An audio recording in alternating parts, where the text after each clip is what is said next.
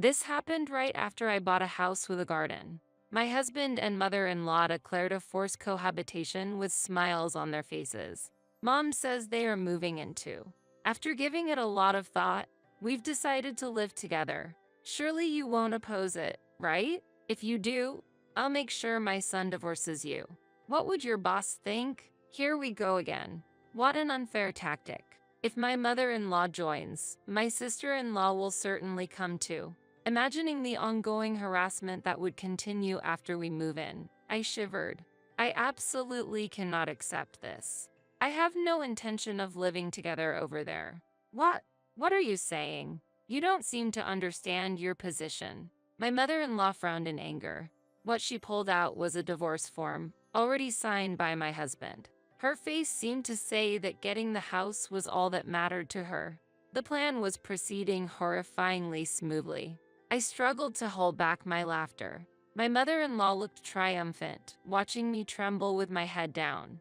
Quietly, I signed the divorce papers, packed my belongings, and left the unpleasant in-laws house. On the day of the move, an urgent call came from my former mother-in-law. Have you realized it yet? My former mother-in-law desperately wanted to meet and talk. That's exactly what I wanted. To meet and put an end to it myself. With a meticulous plan to control them, I set off to the battleground. My name is Amelia. I work as a secretary at an advertising agency. James, my husband, was introduced to me by a chief editor at a newspaper company. Being in a vulnerable position, I couldn't refuse the department head's proposal. At the age of 29, after half a year of dating, I gave in to James's persistence and married him. I regretted making the wrong decision at a critical moment and have continued to regret it. I think James's mother, Grace, intended to deceive me from the beginning. She appeared gentle and kind on the outside, but her attitude changed immediately after we got married. She dropped her facade of being an understanding elderly woman and revealed her true, terrifying mother-in-law form. Hey, Amelia, what are you dawdling for? I told you to do the dishes and then immediately start weeding the garden. Grace's irritating screams echoed in the house every day. I was sick and tired of it every day. Sighing was all I could manage in response. After getting married, James strongly insisted, and I reluctantly accepted living at his parents' home. James's father had already passed away due to illness, and Grace had been suffering from a painful leg for many years. He pleaded with me that we couldn't leave his elderly mother alone in the old house.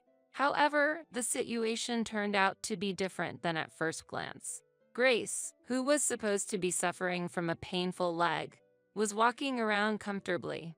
It's my responsibility to discipline the bride, she declared, and treated me harshly every day. James's response was also problematic. Whenever I requested to live separately, he just avoided it with various excuses. He always listened to his mother. He never tried to protect me from Grace's nagging. I'm sorry. My mother is really strong-willed. Don't just stand there. Help me. I'm really struggling. Ever since getting married, I have been plagued by strong anxiety and depression. I found myself crying or suddenly feeling sick. When I consulted a doctor, I was diagnosed with adjustment disorder. Living in the in-laws house had caused a detrimental effect, making me feel extremely uncomfortable. Ignoring my feelings, my mother-in-law still made harsh demands. You can't be lazy just because it's a holiday. Have you cleaned your room? Have you done the shopping yet? Check the sales before you go out. Just wait. Please, don't rush me. My head hurts. I'll do the cleaning and shopping later. Don't be spoiled. Do as you're told immediately. You're supposed to be a wife. No. A wife is not just a maid. I wanted to argue that. Most of the demands made by my mother-in-law were about maintaining the house, cleaning the gutters, cleaning the curtains, fixing the cracks in the pillars. The family home was very old and falling apart everywhere. The house creaked whenever the wind blew. Each time, my mother-in-law would press my husband to build a new house. This house is rented. We're renting it cheaply from a friend. Don't you ever think about wanting to live freely in your own home? James, you must be thinking the same, right? I think so too, but it's impossible with my income. Owning our own home is a distant dream. My mother-in-law was frustrated with her incompetent son, so it was only natural that her anger was directed at me, his wife, cooking, cleaning, weeding the garden, taking her to the doctor. I worked full-time and was exhausted, but my mother-in-law didn't care. It didn't surprise me that I developed an adjustment to solder. That's how I felt every day. 6 months after I started living with my in-laws, my already difficult life was further complicated by the return of my sister-in-law, Mia. She had gotten divorced and brought her child back with her. "I can't stand to see your face anymore," she was told, and it seems she was kicked out. Yes, it was my fault. I neglected my own child and got involved with my husband's boss, she admitted. What on earth was she thinking? While I was shocked, Mia smirked. Just like her mother, my sister-in-law's behavior was similar. She did no housework and even made me clean her room. It can't be helped, right? I'm raising a child. You wouldn't understand since you don't have kids, but it's much harder than it looks. So I'll need your support. Mia wasn't working. She just idled her days away. She even neglected looking after her child. She would just lie sloppily on the sofa. Her behavior on weekends was especially awful. She would leave her young daughter with me and go out to play at the casino. Mia seemed to have problematic friends too. They would gather during the day and have drinking parties. I wished she would help even a little with the housework, but she did absolutely nothing. She was the type to do anything to get money for her fun. An incident occurred. Mia handed me a bag. Inside were, "These are my father's belongings.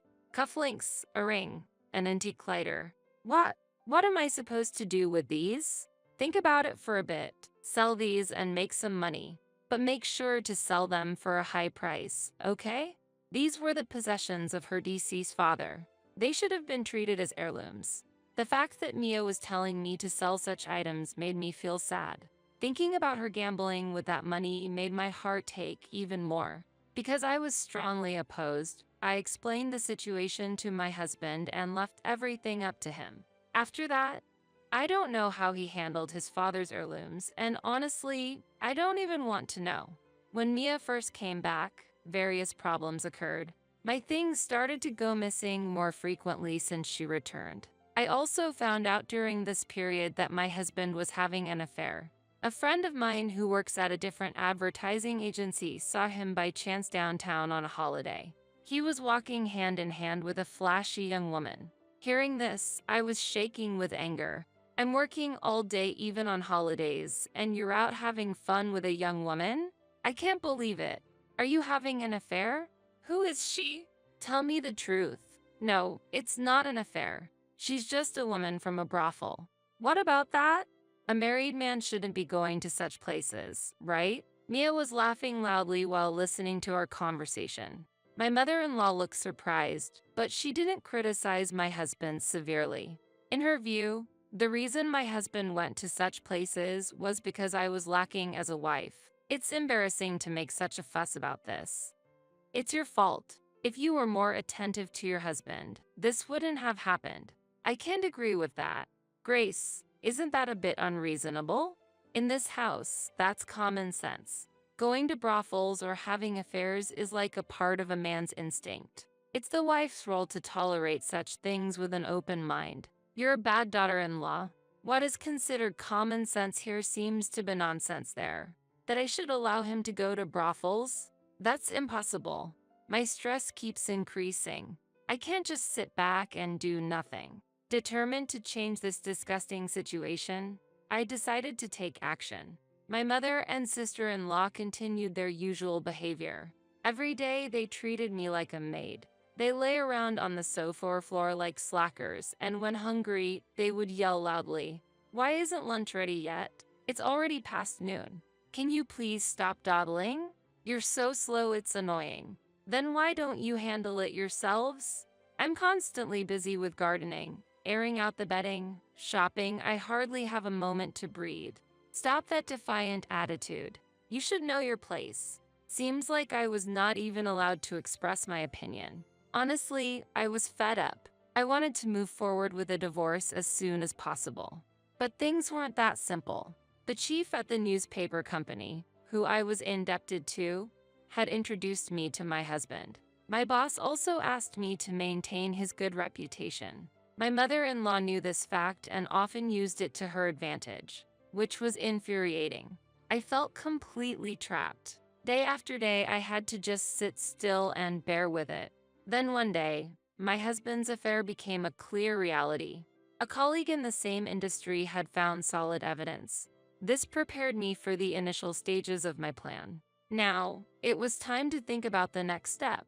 About a month later, during dinner, my sister-in-law was browsing through a housing catalog that was clearly the one I had put in my bag. Seems like you were planning to buy a house. Why? Did you go through my bag? Why would you do such a thing? Calm down. It's a bit rural, but looks like it's a lovely house. Amelia, please consult with me before doing such things. The house I liked had a garden. As my mother-in-law said, it was in the countryside but had a very nice exterior. In fact, I had already visited the site several times and met with the real estate agent. When I told them everything, the three of them became even more interested. Really? You progressed that far already? Are you really going to buy it? It's good value for money and spacious. Not bad at all. James, you just need a bit of courage. Really? But a house with a garden. I'm a bit hesitant. If you become the head of the household, I'll support you. Don't you want to move out of here and just live with Amelia?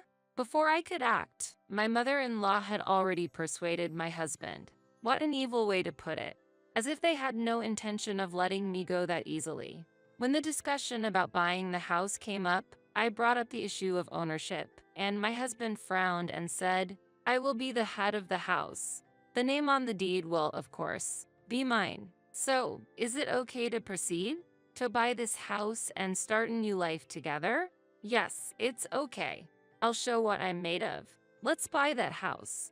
Get the procedures done quickly. My husband declared clearly. My mother and sister-in-law praised his decision. However, I noticed something. The two of them exchanged glances and smirked. A few days later, right after I bought the house with the garden, my husband and mother-in-law together declared a forced cohabitation with smiles. Mom says they're moving in too. After giving it a lot of thought, we've decided to live together. Surely you won't oppose it, right? If you do, I'll make sure my son divorces you. What would your boss think? Here we go again. What an unfair tactic. If my mother-in-law joins, my sister-in-law will certainly come too. Imagining the ongoing harassment that would continue after we move in, I shivered. I absolutely cannot accept this. I have no intention of living together over there. What? What are you saying? You don't seem to understand your position. My mother-in-law frowned in anger. What she pulled out was a divorce form, already signed by my husband. Her face seemed to say that getting the house was all that mattered to her. If you hate it that much, then sign here. Okay, I'll sign. Let's get a divorce. I can't endure it anymore. Is that really okay with you? Amelia, are you satisfied with this? James, don't say anything more. Being with such a rude and incompetent woman is just frustrating. A young man like you can surely find a new wife soon. Those were very rude words. I quietly signed the divorce papers. My mother-in-law seemed satisfied with her victory. She didn't understand my feelings at all. The plan was proceeding horrifyingly smoothly. I struggled to hold back my laughter. A few days after moving into my new apartment, there were constant calls from my former mother-in-law on my phone. Looking at the date, I could confirm that today was their moving day. Have you realized it yet? The non-stop ringtone. Just like my former mother-in-law's persistence. No matter how much I ignored it, the calls didn't stop. Due to the persistent calls, I finally decided to answer the phone. My former mother-in-law launched into her anger without any preamble. I can't believe it. Why did you choose such a property? Hello. Please calm down. What's wrong? Can you tell me what the issue is? There's no use pretending. The problem lies with this house. You knew this house was full of problems when you bought it, didn't you? It has to be so. Indeed, that's true. The house I chose does have defects. The ground is very weak and often sinks. Even though it's a new building, doors and sliding doors may fail to close within a few years. There are old coal mine tunnels in the vicinity, which are well known to cause problems. This fact is well known among the local residents. They have built their homes on safe, stable ground. Meanwhile, innocent new residents who are not aware of this information often run into trouble. This time, I used such a problematic house to set a trap for those three. I had a hard time finding a defective house at a reasonable price with the help of a real estate agent. Of course, I intentionally let my former sister-in-law steal the real estate catalog from my bag. I deliberately placed the bag in a spot where she would easily notice it, making it easy for her to sneak a look. Unaware, they fell into the trap and moved into their new home.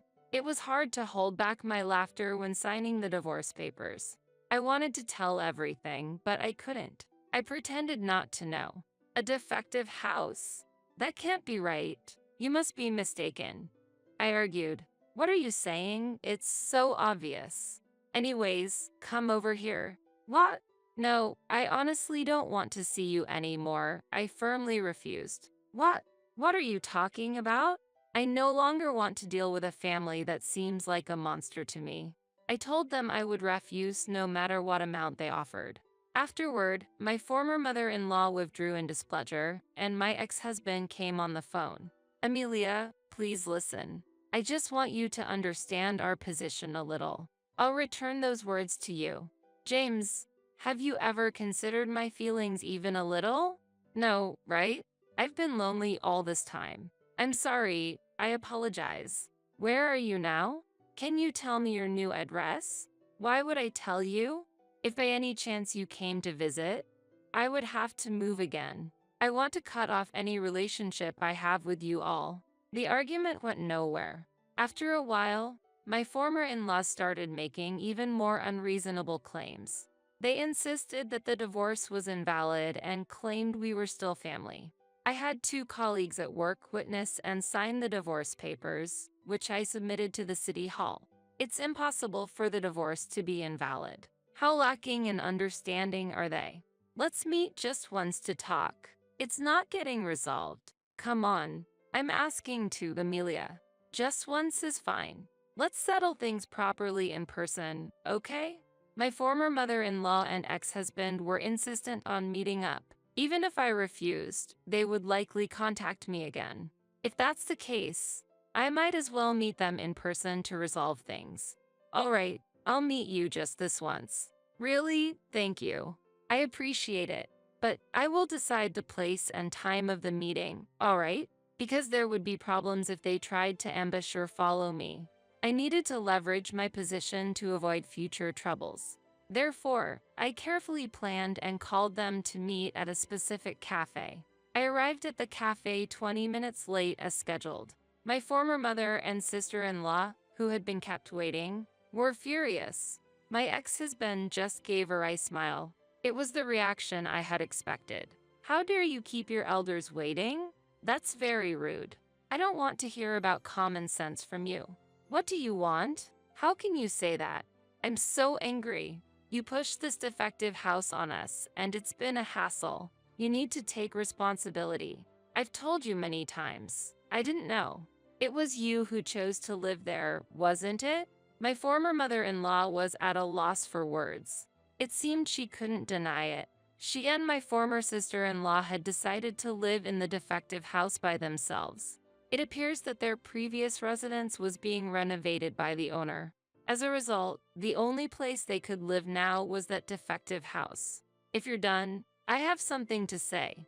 I am going to file a lawsuit and claim damages against you. Prepare yourself. What? Damages? A lawsuit? Why would you do such a thing? I don't understand. What have I done to you?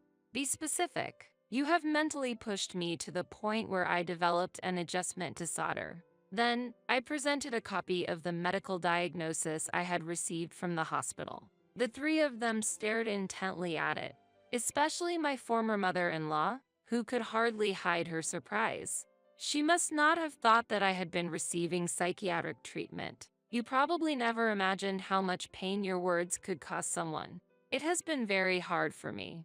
My chest hurt and I couldn't stop crying. It was that painful. That's just because you're weak. After all, I had to say those things because you were such a bad wife, weren't you? What you just said now, too. You've called me a bad wife many times. Did you know that such acts could be considered defamation? You could be punished with up to a year in prison or a fine of up to 2,000. What? That's a little bit too much. My former mother-in-law did not understand. She had no idea how immoral her actions were, the gravity of berating and hurting someone. Additionally, you might face another criminal charge for the threats you made about bringing up my divorce with my boss. Remember? That's considered extortion. Come on, you're exaggerating. It's not an exaggeration.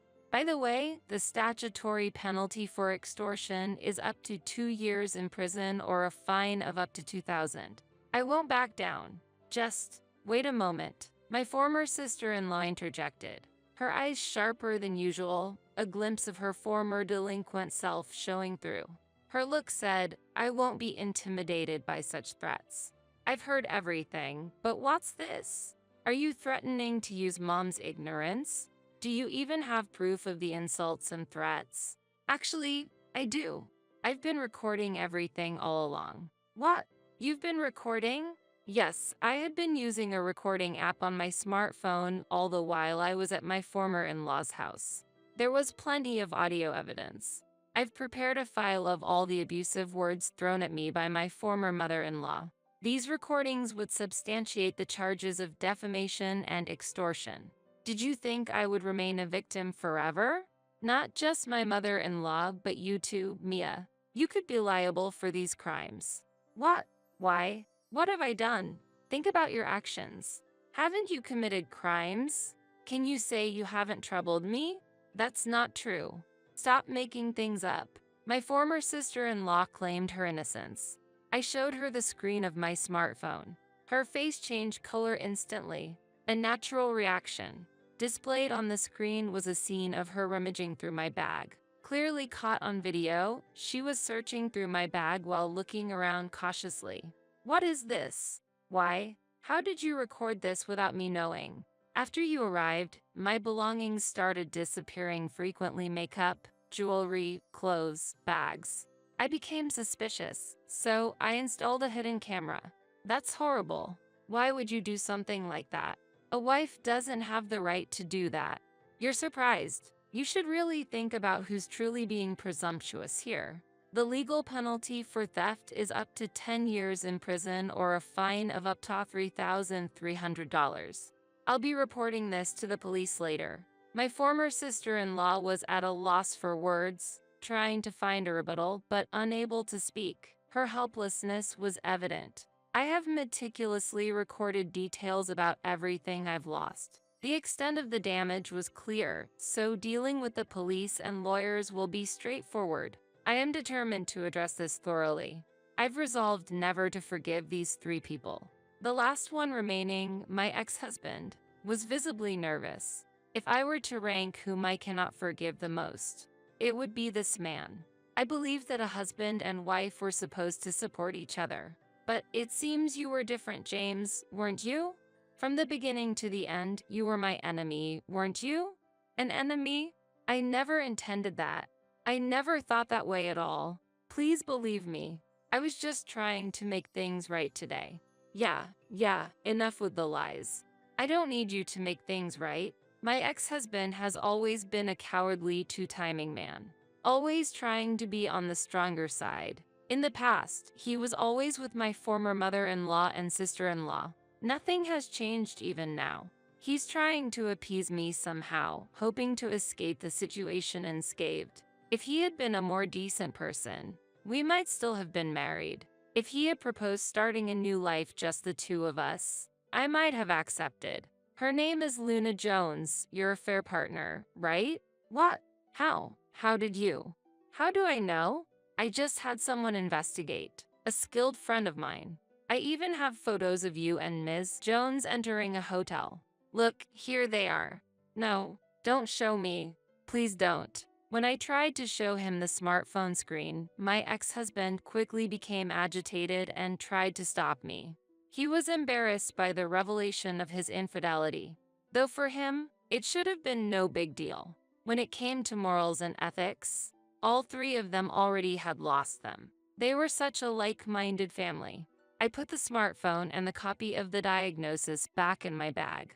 There was no more evidence to present. It seemed like my former mother-in-law, ex-husband, and former sister-in-law had already lost the will to resist. They were afraid of being reported to the police if they did anything wrong. They looked visibly frightened, but unfortunately for them, I was fully intent on consulting the police regardless of their actions. The police will probably visit you soon. It would be wise not to run away. Otherwise, your punishment might become even more severe. Also, make sure you never follow me again, okay? Amelia, don't say such harsh things. Weren't we a couple just a while ago? Indeed, but honestly, I consider our marriage a failure. I feel relieved now that we're no longer married. If you try to follow me, be prepared, because I'll sue you on that point too. Not to ambush me in front of the company. Not to contact me unless absolutely necessary. After making a few simple agreements with them, I left the cafe. After I left the shop, they were still looking down. Words cannot be contained. My ex-husband's divorce quickly became public knowledge at his company. The reason for the divorce, his affair and mistreatment of his wife, became widely known within the company. As a result, my ex-husband was treated poorly at his workplace. This situation was brought about by a chief editor at a newspaper company we had dealings with. It didn't take long for my ex-husband to lose trust and receive harsh treatment at his job. Unable to withstand the pressure, he eventually resigned. His attempts to find new employment were unsuccessful, and his relationships with his family also deteriorated. About a year after our divorce, he appeared in front of me again. I was stopped by him on my way back home from work, and when I turned around, there he was, looking disheveled. James, I didn't recognize you at first. I guess so. I've been told a lot recently that I look different. He clearly looked like he had been through a lot. No wonder, since my former mother and sister-in-law were convicted and fined. Furthermore, the hidden camera footage I uploaded online unexpectedly became popular, making my former sister-in-law infamous. The video became more popular than anticipated, and even her former friends started to shun her. Her notoriety has hindered her job prospects. Eventually, I filed for alimony from my ex-husband. Now, they're facing significant financial difficulties. They also need to pay the mortgage on the defective house, which undoubtedly puts them in a tough situation. How are your mother and Mia doing? They're alive, but they're struggling. Both are working now. They have to, just to get by. They always say they wish they could go back to how things used to be. They want to go back to living off our income? Typical. They are like parasites. I'm glad I cut ties with them. I expected some objection from him, but there wasn't any. My ex-husband sighed deeply and apologized. I'm truly sorry for everything up till now. I'm reflecting on my actions. I was foolish. Amelia, you were right. I should have always been on your side. I think I must have been out of my mind. I've always thought your family was the problem from the start. Don't be so cold. Please, let's live together again. I'm planning to cut ties with that family for good. I'm serious. You're all I have. Is that so? Unfortunately, I'm already seeing someone else. There's no chance of us getting back together, and even if I were single, I wouldn't consider reconciling with you. When I made this clear, my ex-husband collapsed to his knees right then and there. However, I was not about to be fooled by an act meant to garner sympathy now. If I were a harsher person, I might have spat at him right there. I left him where he was and continued on my way home. After that, there was no further contact from him. The person who informed me of this was the real estate agent who had helped me.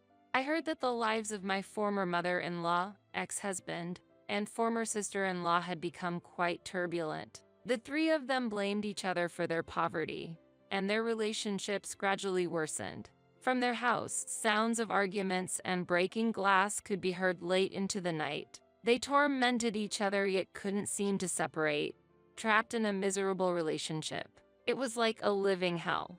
They became isolated in the community, with no one willing to interact with them. Eventually, they would likely sell their worthless house at a low price and end up burdened only with debt. I can vividly imagine them huddled together on cold nights, cursing each other. Someday, I'd like to see firsthand their pitiful state when they hit rock bottom. Meanwhile, I am incredibly happy these days. My past experiences have shaped who I am today. The existence of my new partner, whom I once mentioned to my ex-husband, has become a significant turning point in my life. He is a highly capable salesperson at a major corporation, respected by many for his work. He respects others' values, and his calm, mature demeanor is well liked by many, including me. He is also divorced. We share a common past as divorcees and show deep understanding for each other. We have decided to walk through life together and plan to have a modest but heartwarming wedding soon. My first marriage was filled with challenges and difficulties. Those experiences are still fresh in my memory, and sometimes just remembering the pain brings tears to my eyes. However, my current partner's gentle support quickly warms my heart again. I can't fully express how much his presence means to me. I feel like I have found the place I truly belong to and have gained the sense of relief I had long been searching for. I am convinced that I reached this point by taking a detour and accumulating many experiences. Because of my painful past, I believe I can now be kinder and more compassionate towards others. These experiences motivate me to build a positive and bright future. I believe that every moment in life has value and lessons to be learned. Lately, this belief has strengthened, and I feel fulfilled every day. A new chapter in my life is beginning, and it is very bright and full of hope. I've decided to give the master keys to our new place to my parents. What do you mean? I want my parents to be able to come and go as they please. How can you expect me to accept that? If you can't accept it, then we might have to consider divorce. How selfish can you be? All right, I understand. Misunderstanding my agreement, my husband smiled contentedly, thinking I had complied with his wishes. However, what I had agreed to was the divorce. Upon learning this fact, my husband and mother-in-law were faced with an unexpected situation. My name is Emily. I am 36 years old and work as a freelance remote worker. My husband, Mike, and I have been married for 10 years. We have a 9-year-old son named Kevin, and the three of us live happily together. However, it wasn't all smooth sailing. In fact, it's surprising that our marriage has lasted for 10 years. The fact that we have a child is probably a significant reason why we haven't divorced. We met at a singles party where he was a successful businessman working at a popular company at the time. He was cheerful and had a stable income, and since we were close in age, I found him attractive. With his proactive approach, we gradually became closer and eventually started dating. Our relationship progressed smoothly, and after a year and a half, we decided to get married. We quickly met each other's parents and finished meeting with both families. After a successful wedding, we started our new life as a couple. We spent happy times together, and about a year later, our son was born. However, there was some trouble at that time. Being new to childbirth and parenting, I was very anxious and shared my feelings with my husband, who suddenly called his mother. Then he said, "Don't worry, my mom will support us from now on." I just wanted to talk and calm my mind with my husband. But it seemed he had already consulted with his mother-in-law, and from the next day, she started coming to our house. "Emily, don't worry because I'm here. I'll teach you all the tricks of parenting." Okay. That wasn't what I wanted. I wanted to learn and practice on my own. However, my mother-in-law interfered with my parenting every time. That's not right. To raise a child properly, you need to listen to my advice. Honestly, my mother-in-law was a troublesome person who believed her way was the only right way. She would become extremely angry if things didn't go her way. And as if it was natural, she came almost every day. That alone was a significant stress, and I had to prepare extra lunch and snacks for her visits, which also increased our expenses.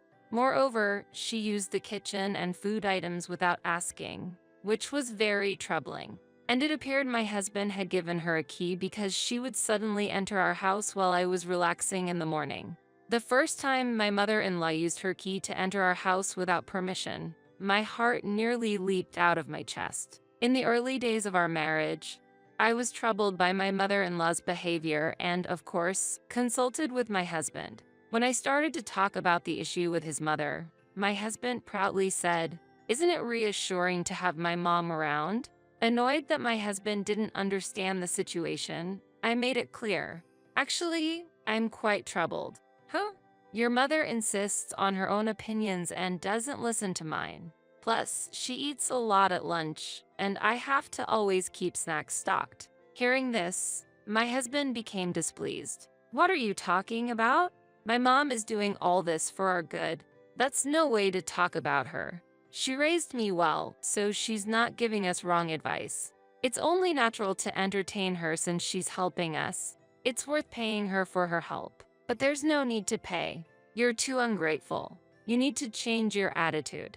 I'll tell my mom to be stricter with you."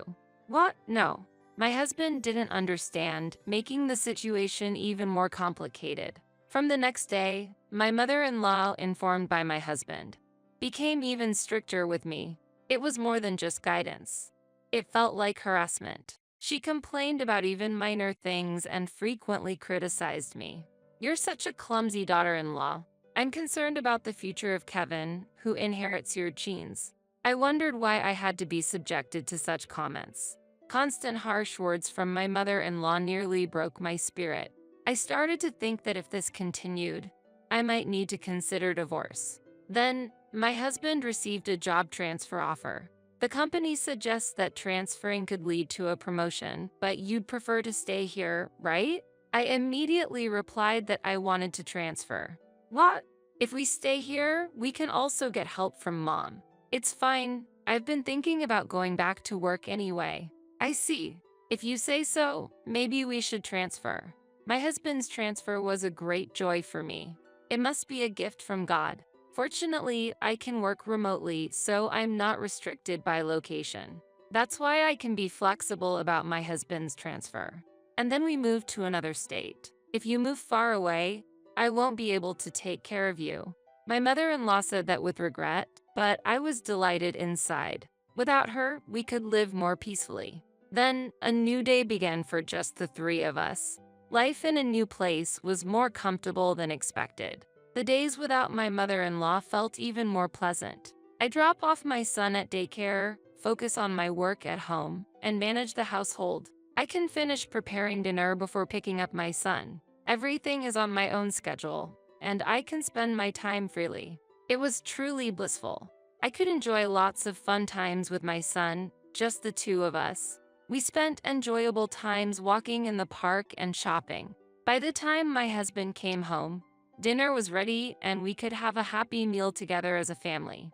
This was the family scene I had always dreamed of. Unlike the housework under my mother-in-law's supervision, now I feel happy. I sincerely wish to stay in this place forever. And maybe my wish came true when my husband unexpectedly didn't have another transfer and we could spend 6 years in this place. My son became 8 years old and recently started swimming. I was proud to see him practice hard and he looked great to me, like any parent would think. My son is growing up to be a very honest and good boy, with many friends, enjoying his school life. However, during this enjoyable school life, my husband's retransfer was decided. Moreover, the return destination was the previous branch, meaning we would be closer to my in-laws again, which made me feel a bit uneasy. Since my husband was transferring, my son and I had no choice but to follow. My son was very sad about leaving his friends, saying goodbye with tears at his farewell party, and returning near my in-laws after 6 years. We started a new life in a rented apartment for the time being. My son, being sociable, made new friends quickly, which relieved me. However, my biggest concern was the presence of my mother-in-law, and she would probably start visiting our home frequently again. While I was thinking about it, my mother-in-law came over on a holiday. Oh, it's been a while. Mom, it's been a while. I'm so happy that you all have come back. My mother-in-law was all smiles. However, I felt a heavy fog in my heart, wondering if she was happy just because her son was back or because she could bother me again. As expected, my mother-in-law started showing up frequently during weekdays. Mother-in-law, are you visiting again? Yes, is there a problem? Kevin is at school, and I'm the only one at home during this time. So, you don't need to give any guidance anymore. Oh, am I such a nuisance? That's terrible. I'll have a talk with Mike about this. It's really troublesome. When my mother-in-law visits often, it disrupts my daily schedule. I can't focus on my work, and the burden of housework increases. So, I've been showing clearly that her presence is a nuisance. Why do you come so often? What about your own home? Shocked and outraged by my question, my mother-in-law replied, "That's none of your business. I'm sacrificing my time to oversee your housework, but I've said it's not necessary." What are you talking about? A daughter-in-law rebelling against her mother-in-law? Rebelling. Are you expecting submission? What a disrespectful way to speak. Have you become quite arrogant over these 6 years? You should show respect to your elders. Then, I would appreciate it if you would behave in a manner that warrants respect. Always talking back, what a troublesome daughter-in-law you are. Saying this, her face turned beet red. Can you prepare lunch quickly? Why should I have to prepare your lunch as well? What? Since I'm here, it's only natural, isn't it? You came here on your own. I didn't invite you. Why do you say such disrespectful things?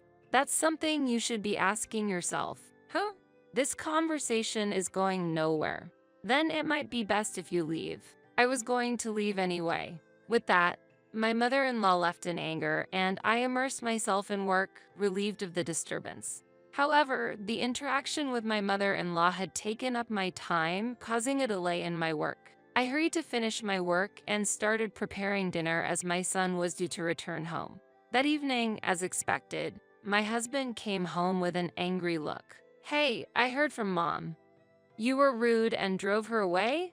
That's not true. She left on her own accord. Stop talking back." What? Mom was looking forward to spending time with you. It's terrible to treat her so coldly. It's not that. She wasn't looking forward to spending time with me. She was looking forward to harassing me. What are you talking about? There's no way Mom would harass anyone. My husband completely dismissed my words, only taking his mother's side. He never doubted his mother and was clearly a mama's boy. Whenever his mother is involved, he loses his ability to judge clearly. Dealing with this mother and son is really troublesome. While I was pondering this, my son started talking. "I often see Grandma bullying Mom." What? My husband looked surprised at my son's words. "Grandma always says mean things to Mom, and I feel sorry for her." Is that true? Kevin wouldn't lie. He's right. I'm always being harassed and just standing up for myself. With my son taking my side and testifying to the bullying, my husband was left without a comeback. I can't believe Mom would do such things. My husband's voice weakened, and he stopped talking. Thanks to my son, I was spared from unnecessary stress. Next time I buy snacks, I need to get lots of his favorites. Even though my mother-in-law visited again, I didn't let her in. Why won't you open the door? I don't want you to disturb my work anymore. What? Stop joking around. After those words, she pressed the doorbell repeatedly, but I went into my office and played music loudly to drown out the sound of the doorbell. Finally, I was free from my mother-in-law's interference. Immersed in my work, I smirked to myself. Despite her multiple visits, I didn't respond, forcing her to leave. How can this be allowed? The problem is you coming over unannounced and just making yourself comfortable. Why don't you go back and clean your own house? Why are you being so terrible? Open the door now. My mother-in-law, furious, kicked the door. Stop it, or I'll call the police. The police. Don't say such scary things. You're the one doing something frightening. Kicking someone's front door is unthinkable. That's because you won't let me in. Well, I don't want to let you in, that's obvious. I'm family. Even if you are, you should have some decency. As far as I'm concerned, you're a stranger. If you continue to linger, I really will call the police. Fine, I'll leave. With that, my mother-in-law finally left. That night, as expected, my husband was furious, but after hearing the recording from the voice recorder I had prepared, he was at a loss for words. This should have made him realize the absurdity of his mother's actions. Afterwards, my mother-in-law stopped coming, probably because my husband had a talk with her. Since then, we've been able to live peacefully. With enough savings, we finally decided to buy a new house. Building our own house and living there with my family has been my long-standing wish. Now, that dream has become a reality.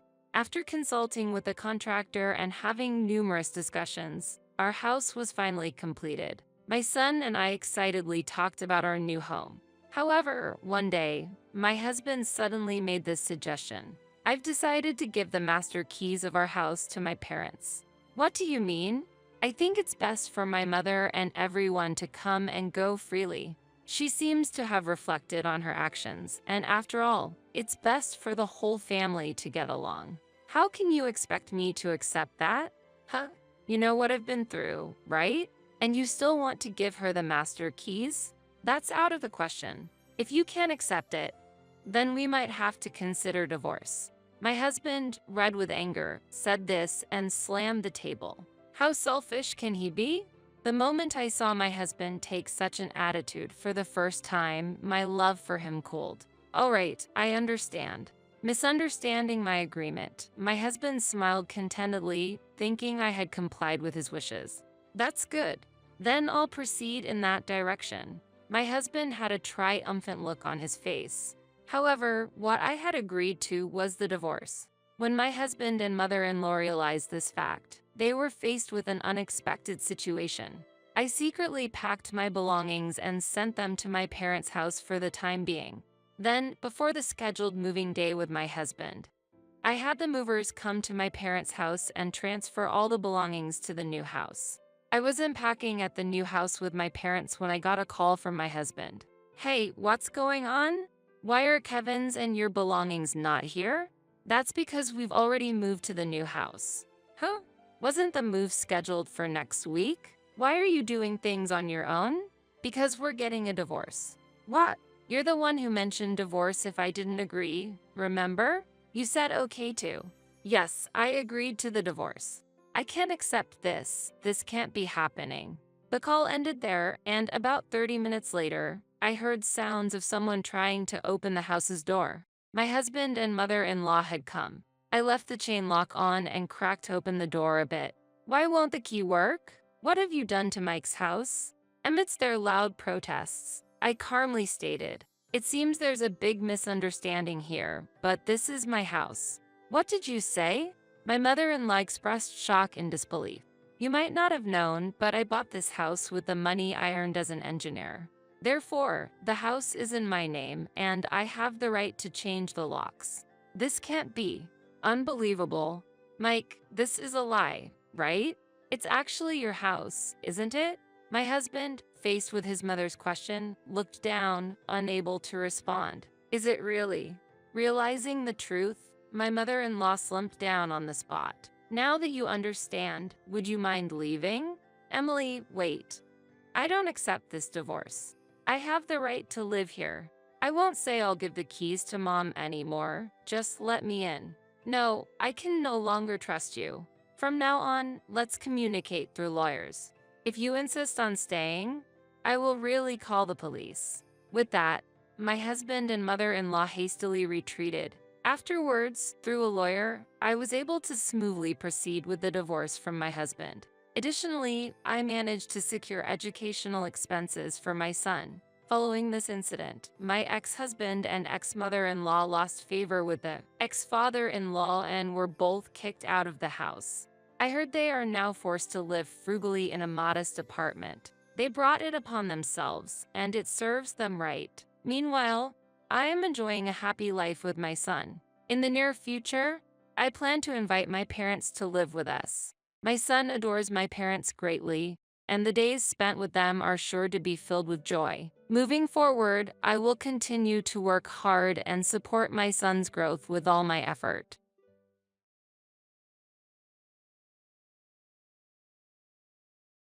How much do you want? We're willing to pay, so let's settle this. The reason I panicked was because the moment I entered the hospital room, she said words I'd never expected. Wait, what? Mia, are you serious about what you just said? Yes, I am. Explain yourself. They treated us so terribly, it almost led to a major tragedy. It was clear they were mocking us. After doing something so terrible, they want to settle with money? I can't accept a settlement. Mia, take responsibility properly. That's unbelievable. You're as stubborn as ever. You don't know what might happen if you make us angry. Don't push it. Suppressing my anger, I continued to argue with this brazen and shameless couple. I think we've heard enough. My husband intervened in the argument. I had never seen such a frightening expression on my husband's face before. Mia, you've always believed that money can solve everything since high school. You haven't changed. Everyone wants money, right? Am I wrong? That's right. As long as you have money, you can solve anything. Even this woman will shut up if you give her money. Facing the couple, my husband said, if that's the case, let's see if we can really settle this with money. Mia and her husband were overwhelmed by my husband's suggestion, but in the end, they left the hospital room with some provoking words. As Mia said, maybe everyone does want money. Money brings us happiness and joy, like magic. It's the only thing with such magical power in this world. But, as my husband said, there are things money can't solve or buy. Along with their attempt to almost kill me and my baby, they would soon understand this whether they like it or not.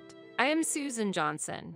I'm 32 years old and 9 months pregnant. My husband Kevin, also 32, eagerly awaits the birth of our child. To celebrate this momentous occasion, we wanted to share our joy quietly, but it wasn't going to be easy. Because there was someone who didn't like the fact that we were going to have a child. That person was none other than Mia, a high school acquaintance and a fellow mother, who always managed to meddle in my life.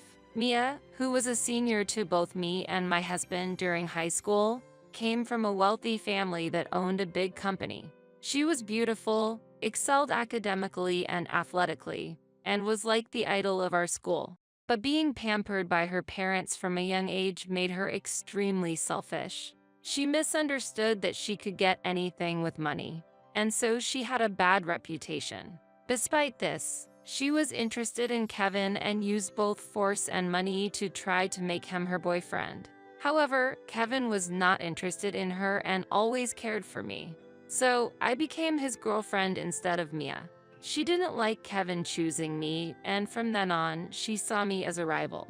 You and Kevin don't match. Break up with him now. But, Mia, that's too much. Kevin, you know I'm more beautiful than Susan, and I have money. Please stop, Mia. Don't say things like that. We were tormented by Mia's harsh words and money throughout high school. I consulted with teachers multiple times, but even they couldn't stand up to Mia's financial power, and the situation remained unresolved. After Mia graduated, we avoided her as much as possible, not wanting to provoke her. We lost contact with her for a while. Several years later, Mia unexpectedly reappeared in our lives and confronted us. Oh, Susan and Kevin. I haven't seen you in a while, but it looks like you've built a decent life despite being poor. Mia had also gotten married and had kids. Her family flaunted luxury brands and drove expensive cars. She continued her high school ways, using her wealth to control her fellow mothers, even possibly giving them money as allowance. Many of them declined, but they were tempted by the money and ended up accepting it. In exchange for the money, they had to do whatever Mia asked. Then Mia, using the mom friend she had paid off, began to harass us. Susan, your fashion sense has always been lacking, hasn't it? Has Kevin never really bought you any decent clothes since the old days? Can you stop parading on the main street like you own it? You should walk down the side streets. This isn't a place for people like you. Here, take some money and have lunch at some family restaurant or diner.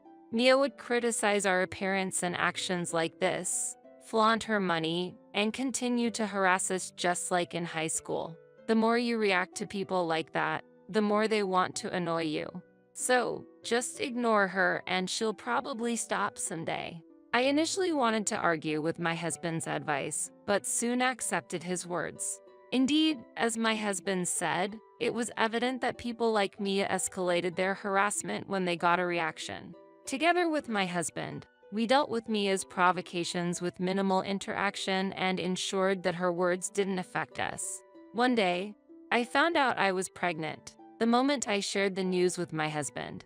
He was overjoyed, ready to take on his role as a father with pride and do his best for our child. Inspired by my husband's determination, I also mustered the courage to live proudly as a mother and as a person. I hoped for peaceful days without Mia's harassment. But reality was not so kind. One day, 9 months into my pregnancy, I encountered Mia while returning from shopping with my visibly swollen belly. "Oh, Susan, you've gotten so fat since the last time I saw you. What have you been eating to look so embarrassing?" "Huh? This isn't because I've gained weight. I'm pregnant. It's natural. If you have no business with me, could you please be quiet?" Apparently angered by my response, Mia stood in my way. "You might have a bigger belly now, but it seems your attitude has grown too. How dare someone poor and plain like you get pregnant? You're really pushing my buttons. I don't care what you think, Mia. I just want to have my child in peace." I tried to defuse the situation, but it only angered Mia further. "Excuse me, Susan? Is that how you speak to me?" As I tried to walk away, Mia chased after me, attempting to grab my arm. In the ensuing commotion, her right arm struck my belly hard. The impact made me fall, and a sharp pain radiated from my abdomen. In agony, I hurriedly took out my phone from my bag and called my husband, barely managing to say, "The baby. What should I do?" Before I lost consciousness. When I woke up, I realized I was in a hospital bed. Feeling warm under an electric blanket with an IV drip in my arm, I heard familiar voices nearby. As I turned, I saw my close friends, Olivia and Emma, sitting beside me. "Why are you here?" "Oh, is my baby okay?" "Don't move, Susan. You need to rest." I tried to sit up but was stopped by the sharp pain in my belly. Olivia and Emma tried to help me lay down, and that's when I noticed my belly had shrunk. A nurse informed me that I had gone into premature labor shortly after losing consciousness, and they had performed an emergency C-section. The baby was in an incubator due to being premature but was thankfully healthy. My husband, sensing the urgency of my call, had rushed over. He'd been informed of what had transpired by Olivia, Emma, and the attending doctor, and was livid. At that time, following Olivia and Emma's advice to get plenty of rest, I decided to focus on my recovery so I could see the baby as soon as possible. However, the next day, an unexpected pair visited my hospital room. Mia and her husband, Matt. "Mia, how audacious of you. Just to be sure, why are you here?" Olivia and Emma stared sternly at the couple. However, the two of them approached my bed as if they didn't even see them. How audacious of them to just barge into my room without knocking, especially after what they did to me. I felt so disgusted that I couldn't help but twist my face in repulsion. Then, the rude couple suddenly threw out an unbelievable proposition. "We'll be straightforward. How much do you want?" "Excuse me? How much do you want?" "I'm offering to pay, so let's settle this." The moment they stepped into the room and uttered those unexpected words, I panicked. "Wait, what? Mia, are you serious about what you just said?" "Yes, I am." "Explain yourself." They had been so close to causing a major tragedy, and their terrible treatment of us was evident. To suggest settling all of this with money after all they did was unthinkable. "I can't accept a settlement. Mia, take responsibility properly." But instead of listening, Mia and Matt just kept hurling insults. "That's unbelievable. You're as stubborn as ever. You don't know what might happen if you make us angry. Don't push it. It's not about being stubborn. You should stop making ridiculous claims and looking down on us. Yeah, Mia. Have you forgotten what you did to Susan? One misstep and it could have been a much bigger problem. Susan's baby was really in her belly, and you put them in danger without thinking. And now you're offering money as if that makes everything okay? Shouldn't you be grateful? Just take the settlement before you make us even angrier. Know your place. It's like you weren't taught anything by your parents. Olivia and Emma, in agreement with me, rebuked Mia and Matt, who just grew more infuriated and let loose on not just me, but also on them. As everyone forgot they were in a hospital and argued, the door of the room slowly opened with a creak. I understand what you're trying to say, but there's no way we're going to resolve this with money. My husband spoke with a quiet but firm voice. Olivia and Emma looked at him in surprise. Mia and Matt hadn't expected him, and his unprecedented fury made them shrink back. Seeing this side of my husband was new to me, Olivia, and Emma. We were rendered speechless by his anger. My husband went up to Mia and Matt and said with a powerful tone, Mia, you've always believed that money can solve everything since high school. You haven't changed. Everyone wants money, right? Am I wrong? Well, everyone desires money. There are things it can't buy or problems it can't solve. This incident is indeed a prime example. And no matter how much money was offered, I couldn't accept it. Both my daughter in the incubator and I are fortunately healthy and alive, but we might have been sent to the afterlife, despite it being such a grave incident. Mia seemed to have no remorse or understanding at all. The same goes for Matt, who was sitting next to her. They probably just have that kind of mindset. Thinking this way, my anger towards them grew, and I didn't want them to suggest so casually that this matter could be resolved with money. I feel the same way as Kevin. If money could resolve everything, there would be no need to involve the police or lawyers. Let me make this clear once again. You both should take responsibility. What's with you? You're more stubborn than usual today, aren't you? Aren't you all happy if you receive money? That's right. Anything can be resolved as long as you have money. You should keep quiet if you're given some. You should know your place. Weren't you taught anything by your parents? At this point, seeing Mia and Matt rudely cursing and acting as if money was the solution to all problems, I didn't even have the energy to get angry anymore. But then, my husband, pointing at Mia and Matt, said strongly, if you believe money can settle this, why don't we put that to a test? Huh? What do you mean? What? Mia and Matt were taken aback by my husband's insinuation, and I was equally puzzled. Yet, with mocking expressions, Mia and Matt confronted my husband. Are you out of your mind? What are you trying to do? Poor people like you and Susan can't do anything. Mia spat out those words and left the hospital room with Matt. Kevin, are you sure about what you said? I'll handle everything. Don't worry, my dear. There's nothing to be concerned about. After saying that, for some reason, Kevin made eye contact with Olivia and Emma. As if Olivia and Emma understood, they both nodded and told me reassuringly, don't worry. I still didn't fully understand the situation, but the stress from the confrontation was taking a toll on my post-surgery body. I wanted to avoid any further confrontations or arguments. So, I decided to rely on my husband and focus on my recovery. The next evening, Mia stormed into the hospital, her face beet red with anger. Seeing her face, it was clear she was furious. Hey, I know you're in there. Get up and come out right now, you cowardly, tacky woman. You set this whole thing up, didn't you? I can see right through it.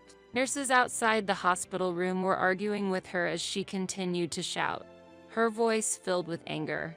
At that moment, my husband, who was on his way back from work, saw Mia causing a scene outside the hospital and calmly said to her, what are you thinking? Bursting into the hospital and shouting like this. Are you out of your mind? Mia exploded with rage at him. I know everything. Just because of a simple disagreement, you decided to involve the police and lawyers? Susan and you orchestrated all of this, didn't you? Just because? You say strange things. For a delusional woman like you, that's probably the most effective and fitting response. What? You're being inconsiderate to the other patients. Now leave. Make your excuses at the police station." At Kevin's words, Mia's anger intensified as she tried to approach my room. However, she was stopped by the security guards who were alerted by the commotion. Her voice grew fainter, presumably as she was escorted out of the hospital. I could hear sirens and Mia's shouts outside, suggesting Kevin had reported her and the police were taking her away. That night, I received a call from Matt. "I have a request. Please don't make this situation any bigger and don't involve me anymore. I'm divorcing her. I won't do anything else to you, please." He called out of nowhere, spouting incomprehensible things and acting selfishly. If the wife is as she is, the husband is as well. I'll hear the details later. Stop bothering me with your baseless, selfish claims. After I hung up on him, I immediately blocked his number and could finally settle into the peaceful rest that followed after. Later, I learned that Kevin had close friends, among them Olivia and Emma's husbands. Coincidentally, Olivia's husband was a police officer and Emma's husband was a journalist. After the incident with Mia and Matt at the hospital, Kevin had asked for their help. They gladly agreed. Olivia and Emma also offered their assistance as they were furious at Mia's actions. First, Kevin filed an assault and injury complaint against Mia, which, thanks to the help of Olivia's police connections, led to her arrest. During the subsequent interrogation by Emma, who was a lawyer, Mia desperately tried to defend herself. However, Olivia had recorded the conversation in the hospital and presented it as evidence. With the additional eyewitness accounts of Olivia and Emma, Mia was found guilty and was ordered to pay a hefty compensation. Thanks to Emma's husband, the whole affair was published in the newspaper. As a result, not only Mia but her family also suffered a significant blow. It was revealed that her parents had embezzled company funds to cover up their daughter's misdeeds, plunging their business into crisis. As for Matt, he was acting selfishly, leveraging Mia's financial power, which made everyone have a negative impression of him, and it seemed like rumors about him spread at work. Matt was met with cold stares from his colleagues, and there were whispers about him here and there, deteriorating his relationship with his co-workers. The situation worsened further as the rumor reached the HR department. The upper management of the company began to distrust Matt, and as a result, the HR department decided to transfer Matt to another branch. Naturally, Matt and Mia got divorced. Mia was disowned by her parents, and even her children were taken away from her. Struggling with the debt from the compensation and socially isolated due to the incident, she reportedly ended up living as a homeless person in a park. Olivia and Emma saw her receiving food at a soup kitchen. On the other hand, Matt, unable to handle the isolation and gossip at work, suddenly quit. Rumors said he left on a train, but his whereabouts remained unknown. Several months after the incident, I was discharged from the hospital, and both my child and I were in excellent health. We received substantial compensation from Mia. My daughter showed no after effects and has been growing healthily. With this incident, I deepened not only my bond with my husband, but also with my friends, including Olivia and Emma. Now, peaceful days have returned to us, and we are truly happy.